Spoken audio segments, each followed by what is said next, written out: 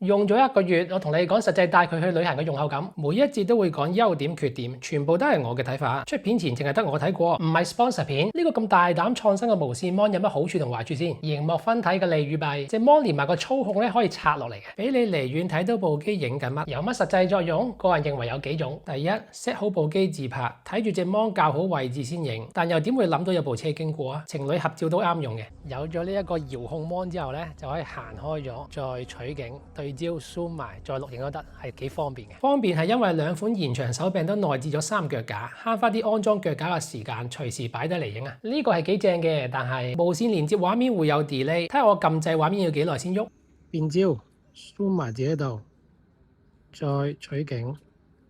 我自己冇遇過好嚴重嘅 delay，但難保香港咁多人唔會啊。背住部相機個 delay 會多啲嘅。如果附近人多網絡多，唔多唔少都有影響嘅。隻 mon 上面有埋咪，簡直係錦上添花。再用埋遙控 mon 上邊隻收音咪去收音嘅，收下清唔清啊？啲聲仲要幾靚喎。遙控 mon 上面啲收音咪去收音，可以就埋個嘴度，所以都幾清楚。留意翻分體之後，主機同埋無線 mon 兩支咪只可以2揀1，所以佢哋唔可以同時收音。第二個玩法，低角度拍嘢，嚴就咁影低角度唔夠低，拆隻 mon 出嚟，上下倒轉部機嚟影啦，效果可以好唔同。第三個玩法，揾你 partner 去做人肉腳架，你只需要叫對方幫你揸住部機，完全唔需要幫你影、幫你取景啊，因為你可以用咧呢一隻無線 mon 去做你要做嘅嘢嘅，例如對翻好個角度。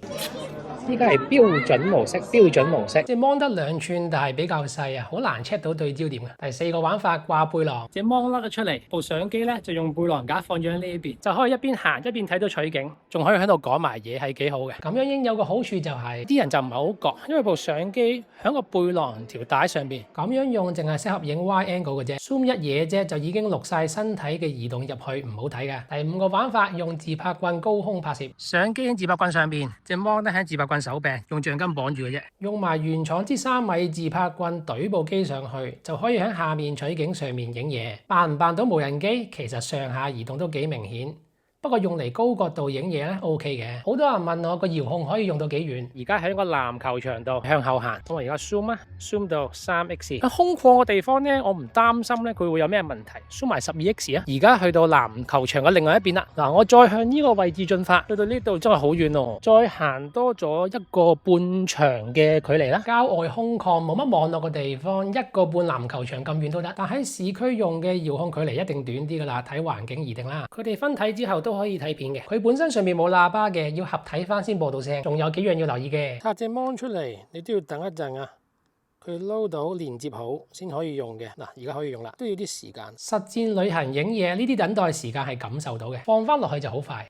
放翻去啦，拍完閃一閃就得啦。冇手帶綁繩位，但都幾好揸手，似揸住支咪。個 mon 要用電，部機身會持續幫佢充電，即係會持續製造熱力。夏天揸住影耐啲會有啲熱，係呢一個咁正嘅無線 mon 設計嘅副作用，避唔到嘅。隻遙控 mon 上邊冇 USB 位充電嘅，隻 mon 用到冇電，相機就會停錄。想知道可以用幾耐？等陣睇埋個續航測試啊！總括嚟講，有無線 mon 係正嘅，用開高系列相機都知㗎啦。佢拍片靚唔靚？旅行拍片畫質睇真啲，晴天拍片無論靜態定係動態，色彩畫面都好靚。稍為加入一啲 filter， 啲片直出絕對冇問題。佢影出嚟啲色都算好討好，唔算太誇張。歪鏡用1寸 sensor 咧，畫面細緻度就唔需要擔心啦。遠攝鏡影出嚟嘅質素都唔差嘅。8K 畫面就更加細緻，但我自己就唔會用好多。去旅行遇上多雲嘅話都唔使擔心，景物嘅色彩會冇咁出，但都唔覺有好多雜訊。見到1寸大嘅 sensor， 高光同陰影位都可以 keep 到啲細節，望落去畫面都好乾淨。大家去旅行要影嗰啲教堂啊、大街啊、市集啊都唔會有問題㗎啦。有時候冇咁猛太陽，仲適合影花添啊！遇上超密雲嘅日子都唔使擔心啲片唔用得。去到室內要影酒店 room tour， 佢就啱晒啦。唔夠光畫面靚之餘，仲要好好嘅防震，有得對埋焦，連影食嘢都難唔到佢。入到去好暗嘅教堂，例如呢一個以灰黑白色為主調嘅克拉科夫聖瑪利大教堂，就算牆身顏色比較暗，都唔會難到佢。如果教堂係白色為主，就更加冇問題啦。zoom 埋嚟影都仲可以啊。有蓋市集呢啲燈火通明嘅地方絕對難唔到佢。我都去咗個地下鹽礦參觀，嗰度暗好多，全程用 Pure Video 影，有時仲會 zoom 埋去影添，拍出嚟嘅畫面都好乾淨。日落時分嗰陣啲柔和光線，就算用 zoom 鏡嚟影都好靚啊。個人認為佢個自動白平衡比起 AP 系列做得更加好，冇遇到一啲奇怪嘅顏色。呢部機喺夜晚就唔再需要收埋噶啦，佢個3軸機械式防震，我估有加埋數碼防震落去嘅，影出嚟啲畫面穩定同埋好夠光，你唔會覺得因為一定要用1寸大 sensor 而淨係影1X 咯。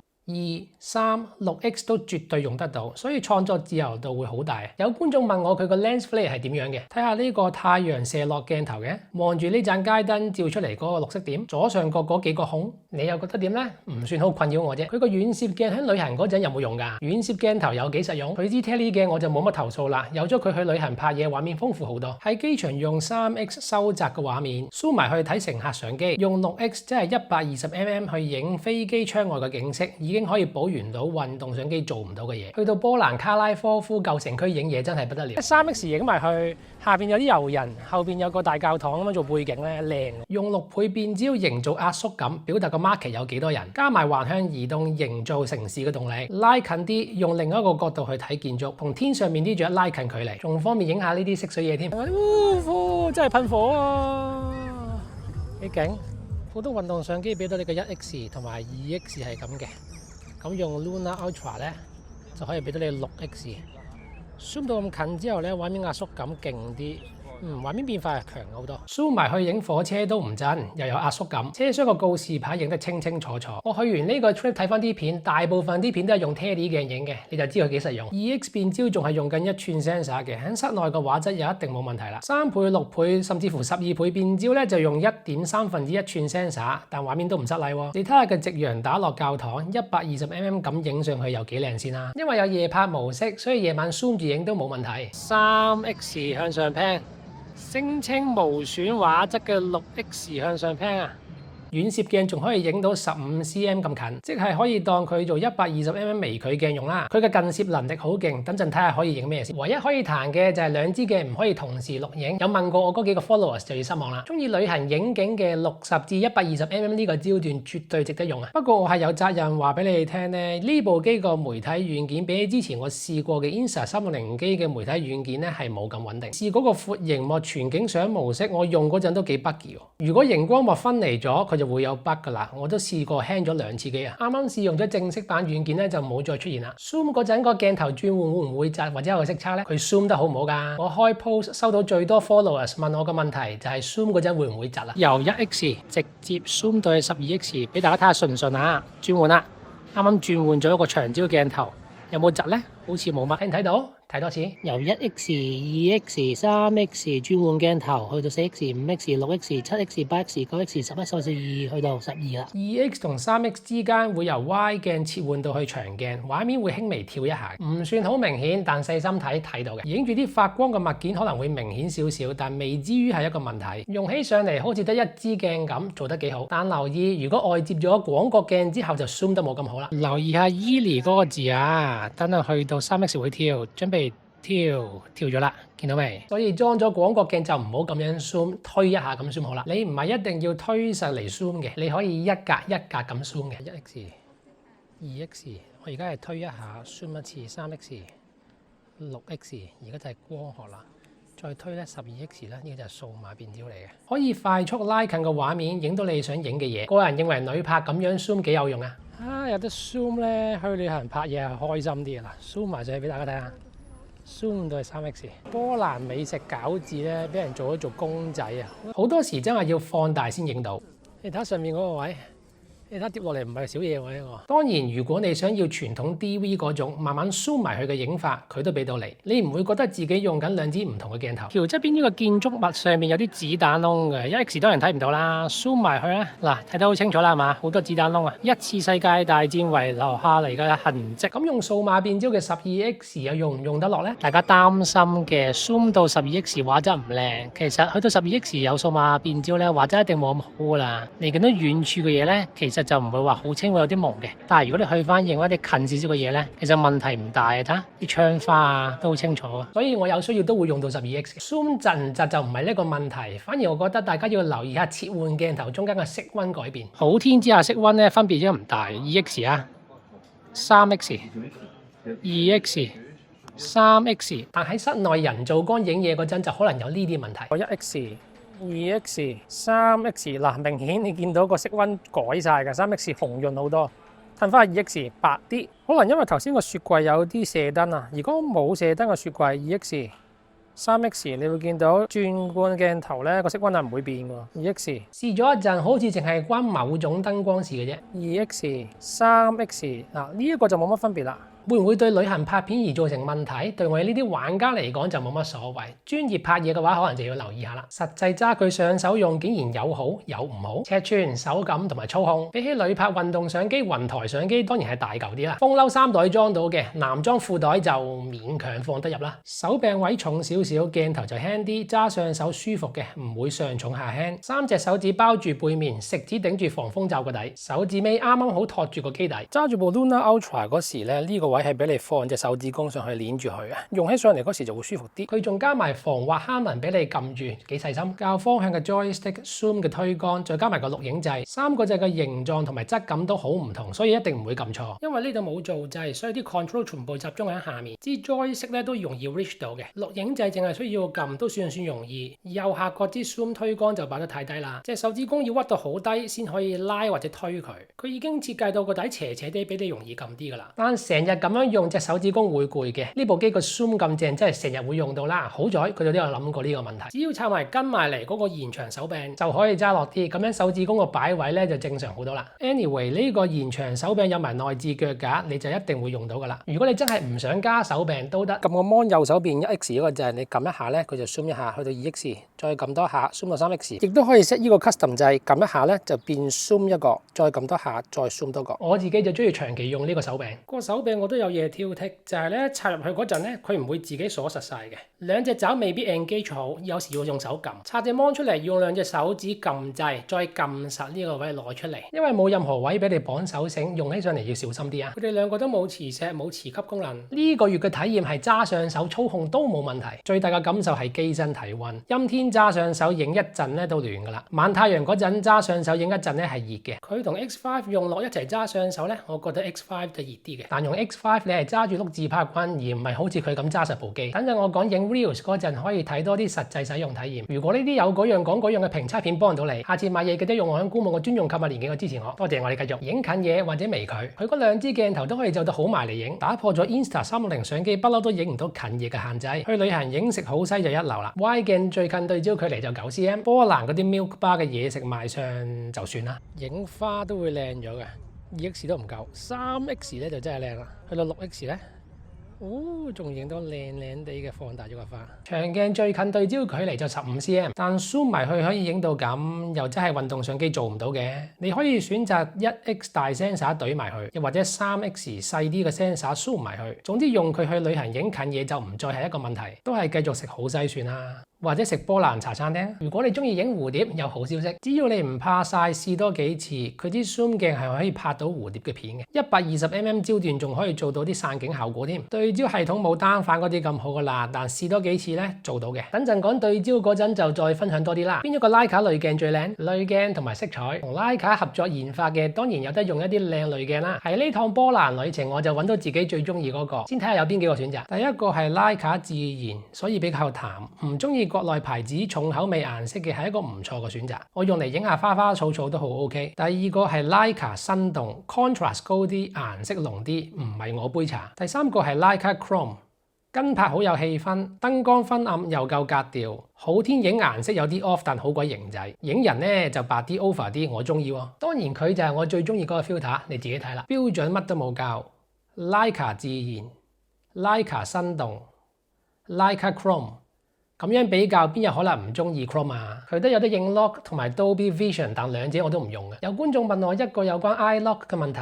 開咗 iLock 之後咧，你見到畫面上邊咧灰色嘅，佢唔會 apply 任何嘅顏色落去，即係你拍嗰時要睇住灰色咁拍。杜比視界都差唔多。標準模式同埋杜比視界預覽嗰個畫面嘅顏色係有少少唔同。佢適唔適合打直影嘢嘅咧？打直拍嘢有咩問題？呢部機主要設計俾人打橫影嘢嘅，打直揸住佢兩個鏡頭預設都係影16:9橫到嘅。佢都有兩個打直拍嘢嘅方法，唔擰開隻芒咁樣開機，佢就會直接進入直拍模式，你依然可以打直揸住佢。拍片解像度就限制咗做 3K。上網睇有人話唔夠用，我已經用佢拍咗2條 reels，反應都唔錯啊！我輸出條片嗰陣用2K 嘅咋。但係呢個社交媒體嘅年代，3K 又點會唔夠啊？但係咁樣影係由橫向 sensor crop 中間出嚟用嘅，所以個視野會窄咗。想影風景嘅話，咁樣 crop 咗咧就唔係好適合啦。第二個方法係打橫揸住部機嚟影，佢叫做無損直拍模式，可以影到4K 甚至乎8K 嘅解像度。但佢個雲台唔會跟住你向上下挑嘅，一定要推支 joystick 去控制佢喐，或者開 tracking 先可以上下少少嘅啫。不過佢個轉動有好大限制，好快咧個雲台就話頂住咯，所以咁樣用其實係好唔方便。打橫隻手揸住影一陣就會好攰，插腳架又會好奇怪，所以我都係打直影 3K 算啦。講翻用佢嚟拍 reels 嘅實際使用體驗啊！啱啱用支 Luna Ultra 咧去影咗一段 reels 話，而家揸住手柄呢個位咧係熱嘅，感受到有熱力。個芒後邊呢隻手指公摸住個位熱嘅，機身呢個位。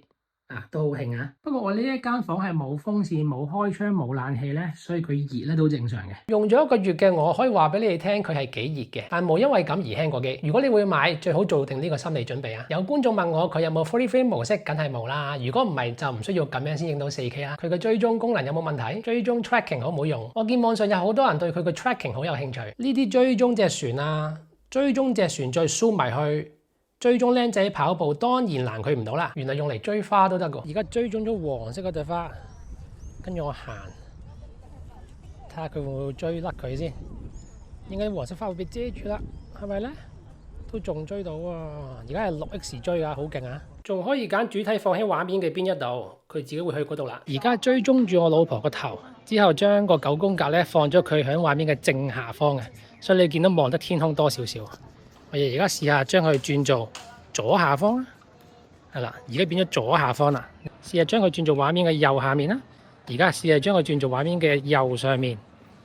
實際有冇用咧？自拍嗰陣想影多少少教堂個頂，將自己擺喺下邊咯。追蹤期間中間有嘢擋住，呢邊又得。啱啱有個人遮咗我。佢會左右揾嘗試揾翻你，但就會錄晒入去畫面裏邊轉來轉去。繼續試多啲。撳 joystick 中間個掣一次咧，就會開始追蹤。而家追蹤阿姐啦，睇下唔見咗阿姐一陣，會唔會揾得翻佢咧？阿姐出翻嚟啦。咦，揾得翻佢喎，真係見到啊！再追到阿姐喎，犀利喎，zoom埋去，你見到依然都咬住阿姐唔放嘅。阿姐行過。唔見咗阿姐之後會追唔追到咧？等咗好耐啦，阿姐唔見咗好耐，追得翻。好，仲有一條柱都追得翻嘅，即係被追蹤個主體唔見咗一陣，只要佢再出現係追得翻嘅。zoom 盡晒去追蹤，只要主體夠鮮明，可以咬到好緊嘅。唔夠光 zoom 盡12X，有嘢擋住都好快揾得翻。我試埋夜晚 zoom 到6X 都攔唔到佢，係 keep 住甩咗再追翻。畫面上面嗰個提示方格成日出嚟有啲煩啫。個雲台 pan 唔係360度無限嘅，向右轉咧可以轉好多。向左轉好快就會頂住啦。如果你係 vlogger，track 住自己去介紹景點，我明嘅。你 partner 叫你幫佢影，有個追蹤功能都好有用。但自己去旅行影景點嘅話，其實就好少用到追蹤嘅。三軸防手震原來都解決唔到一個問題。嚟到26年廣角 wide shot 見唔到手震已經係基本㗎啦。喺室內暗啲嘅地方都做到絲滑咁向前行都唔震，都唔係咩新鮮事。zoom 少少當然冇問題，zoom 多啲都攔唔到佢。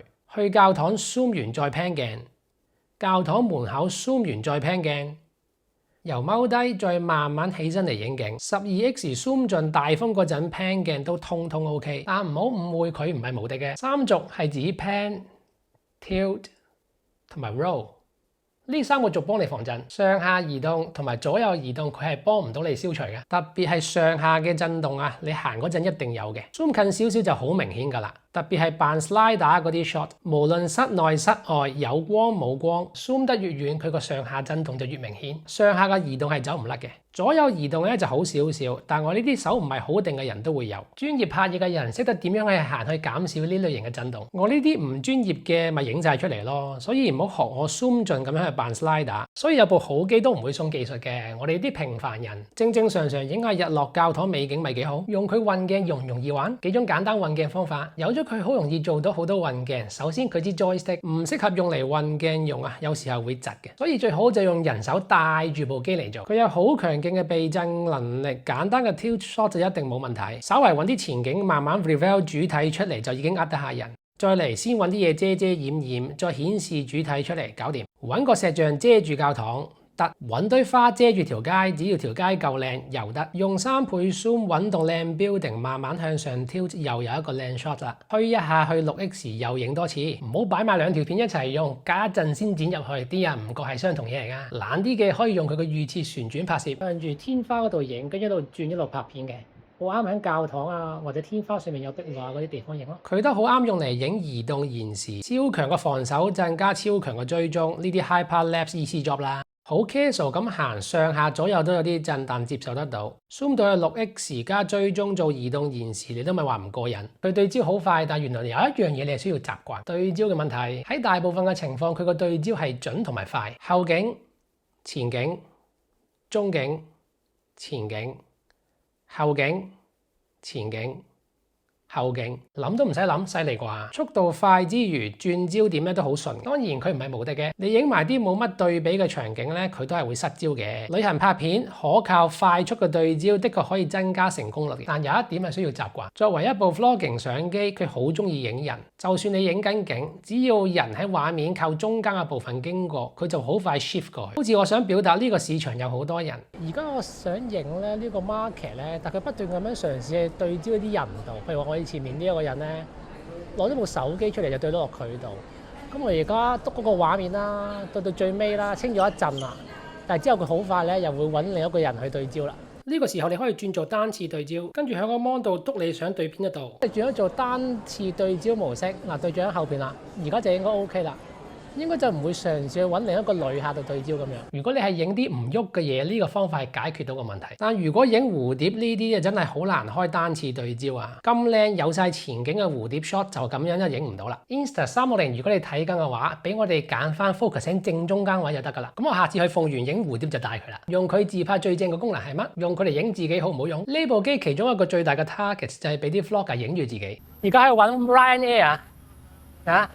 咁佢係好適合用嚟影 travel vlog 嘅，1寸大 sensor 影出嚟係靚嘅，但20mm 就稍為窄啲啲。但以佢嘅畫質、穩定程度同埋追蹤，要將你保持喺畫面中間嘅拍 vlog 咧就絕對冇問題。不過你睇到人嘅佔比大，後面嘅景物咧就唔係攞到好多嘅嘢。嚟到鹽礦呢度咧，最吸引我第一開始咧就係呢一個咁靚嘅車站，跟機有埋一個廣角鏡俾你用，等一陣會講到佢。去到夜晚都可以繼續自拍，唔使停，佢會幫你推到好光。有盞街燈度都唔算好暗啊，隔離有部電單車經過，但我用緊 Mic Pro 收音，應該可以咧隔絕咗佢嘅車聲嘅。以前我唔覺得重要嘅，但而家塊面咁爛咧，佢個內置美顏功能真係好有用啊！冇開美顏啊，但我需要磨皮啊。開咗第一級磨皮啊，磨靚咗啦哇！第2級磨皮，再磨多少少係咪？梗係第3級磨皮啦，我應該需要去到3級啊。第4級磨皮效果就係咁樣，開到最盡啦，第5級磨皮啊，我相信我需要用到第5級噶啦。佢幫我磨完皮係直出嘅，完全唔需要喺後期再搞。我哋睇埋喺室內影磨皮效果。而家咧就冇開美顏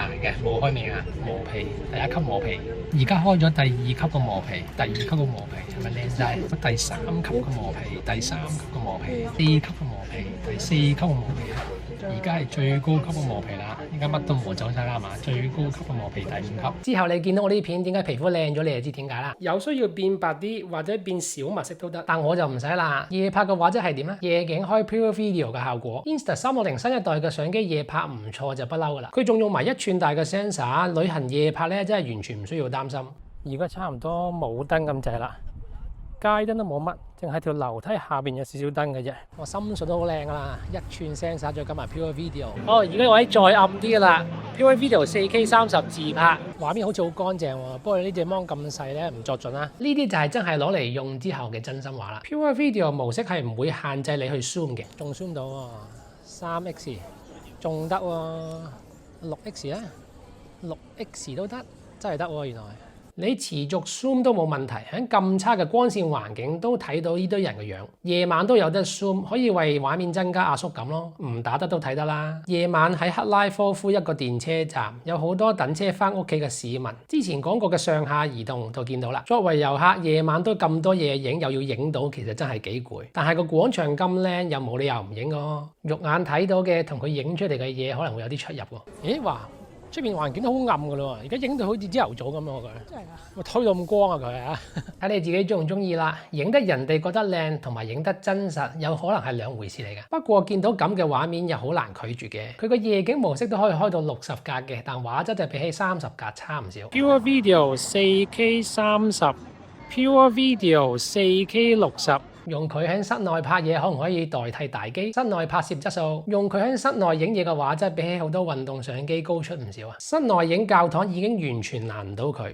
有埋 zoom， 你個 room tour 可以變得好 pro。落到地底體驗唔抗，環境昏暗又有啲射燈，用佢支 Y 鏡又好 zoom 鏡又好，要記錄呢個旅程完全冇問題。capture 呢啲光影 show 都 OK， 佢都係一部好好幫你記錄旅程嘅相機嚟。有觀眾問我連街燈都冇會影成點，就係咁咯。開翻少少燈，當堂就唔同晒啦。講到佢嘅 Pure Video 模式無敵咁滯，有冇缺點先？出翻去光啲嘅地方就唔識提翻你轉翻做普通錄影。呢兩條片都係離開咗鹽洞上翻地面咧，唔記得熄 Pure Video 影嘅。佢塊廣角配件其實有冇用啊？廣角鏡有冇用？佢個廣角鏡就收埋咗喺呢度嘅。我哋比較一下裝咗佢同冇裝嘅分別。冇廣角鏡，而家加咗廣角鏡，再掹翻個廣角鏡走啊！冇咗廣角鏡，再有廣角鏡，左右睇多一個飛機座位咯。1X 唔加廣角鏡，都啱啱好影得晒個教堂個外。如果加咗廣角鏡咧，有少少桶狀變形，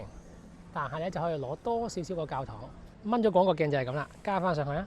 加咗廣角鏡就係咁樣啦，影到教堂個頂咯。冇 Y 鏡，黐咗 Y 鏡上去嚇，都唔係點覺有咩畫質嘅問題啊！拎走個 Y 鏡啊，再黐翻上去。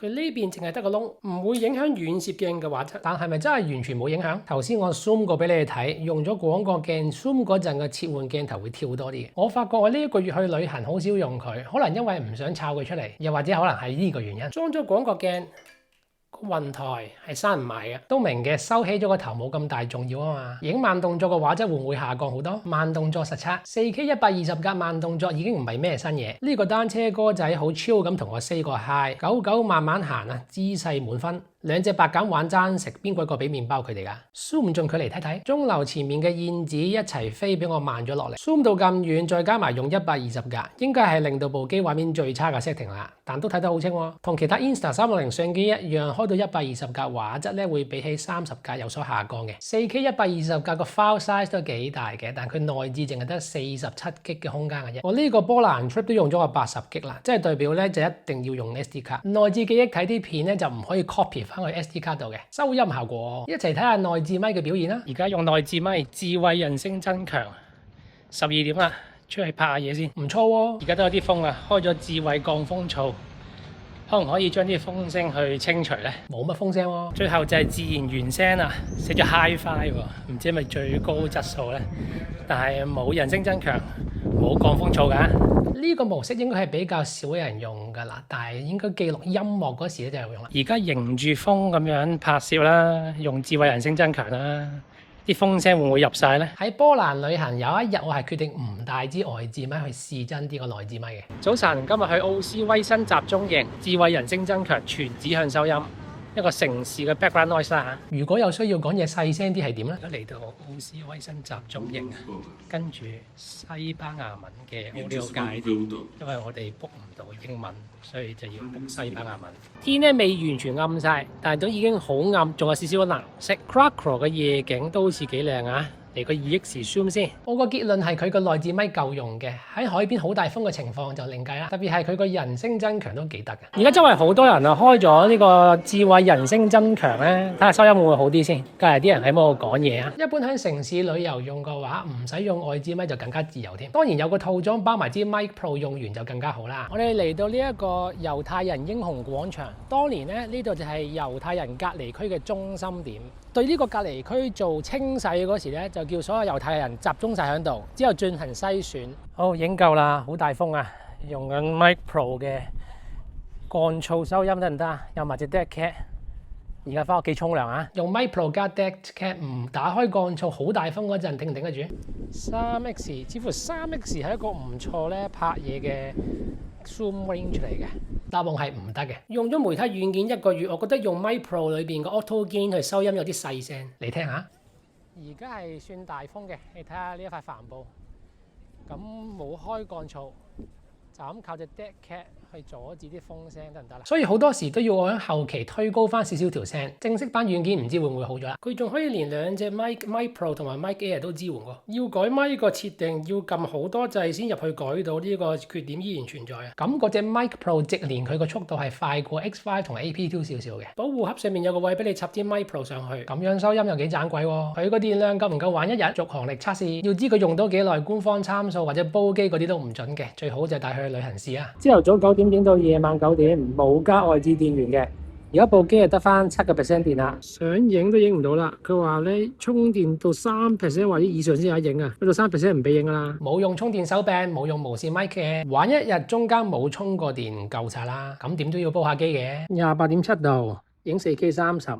係有陽光嘅，但係就唔係太陽照住佢。影咗2個鐘頭12分鐘，係影到冇電㗎。28度8K 30，仲有啲電喎。影咗36分鐘就停啦。明顯睇到8K 錄影負荷高啲，個時間短啲。4K 30，影到37度啊，曬到好熱好熱。超級辣手啊！影咗23分鐘就停啦。如果你有需要長期戶外固定拍攝嘅話咧，做足心理準備啊！分離咗隻芒去影啦，部機就喺太陽底下好熱嘅。隻芒咧我就放喺陰暗位度。用咗29分鐘，代表隻芒分離部機之後，比起黐上去影咧，係可以影耐啲啲嘅。但唔係長好多嘅啫，要揾食長期 roll 機嘅，依然都要靠 Canon、Sony 嗰啲噶啦。37.9度。